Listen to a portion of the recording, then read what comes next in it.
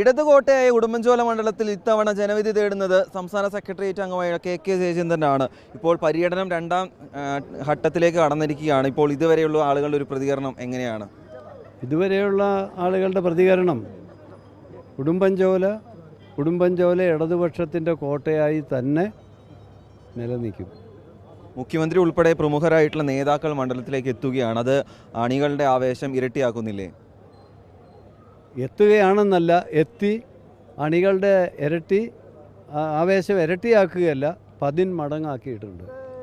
മറ്റൊരു കാര്യം, ഈ UDF സ്ഥാനാർത്ഥിയായിട്ടുള്ള സേനാപതി വേണു നാമനിർദ്ദേശ പത്രിക സമർപ്പിക്കുന്നതിനിടയിൽ അവർക്ക് കെട്ടിവെക്കാനുള്ള പണം നൽകിയത് ശുചീകരണ തൊഴിലാളികളാണ്. പക്ഷേ ആ ശുചീകരണ തൊഴിലാളികൾ അവർക്കെതിരെ രംഗത്തെത്തുകയും ആ പണം തങ്ങളുടെ കയ്യിൽ നിർബന്ധപൂർവ്വം നൽകിയ ശേഷം അത് കൊടുപ്പിക്കുകയായിരുന്നുവെന്നും നിർബന്ധിച്ച് ഫോട്ടോയും വീഡിയോയും ഉൾപ്പെടെ ചിത്രീകരിച്ചു എന്ന് പറഞ്ഞുകൊണ്ട് തെരഞ്ഞെടുപ്പ് കമ്മീഷന് പരാതി നൽകിയിട്ടുണ്ട്. അതിനോടുള്ള LDF സ്ഥാനാർത്ഥി എന്ന നിലയിൽ താങ്കളുടെ പ്രതികരണം എന്താണ്?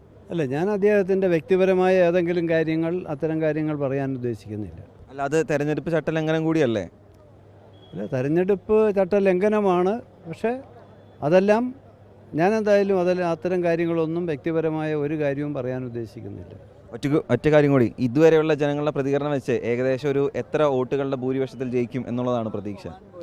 വൻ ഭൂരിപക്ഷത്തിൽ ജയിക്കും.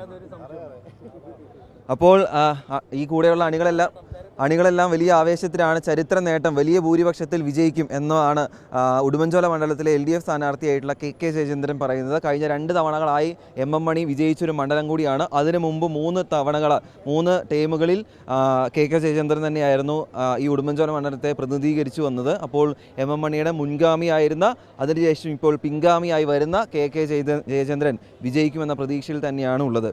വീഡിയോ ജേർണലിസ്റ്റ് ജിതിൻ മാങ്ങാനത്തിനൊപ്പം റിപ്പോർട്ടർ രാഹുൽ സുരേഷ്, റിപ്പോർട്ടർ ഇടുക്കി.